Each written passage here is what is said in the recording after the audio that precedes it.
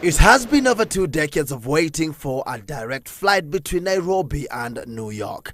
But now it's official that the maiden commercial flight between the two destinations is scheduled for the 28th of October this year. Different fares. On Thursday, KQ started selling tickets for that inaugural flight, making it the first airline in East Africa to operate a long-haul, non-stop flight to the world's biggest economy. This is really the symbol of our comeback as the pride of Africa. Fare prices will vary depending on the time a flight is booked, with early birds benefiting from reduced costs. Flights will cost as low as 90,000 shillings. The ultra-long-haul flight will require 4 pilots and 12 flight attendants, as well as 85 tons of fuel either way, making it an exceptional operation for Kenya Airways.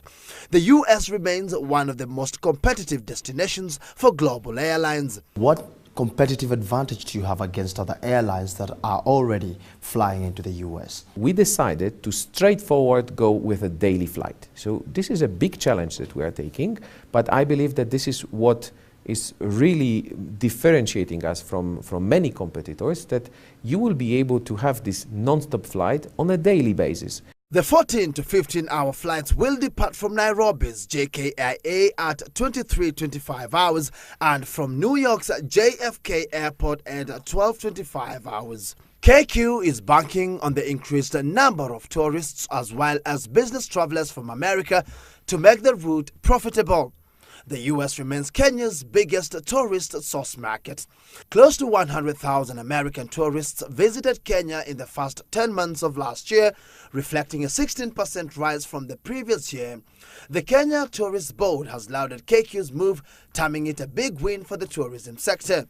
The quicker, shorter and arguably affordable direct flights will no doubt be a preferred option for African travelers entering the US and who still have to endure long journeys and layovers through Europe.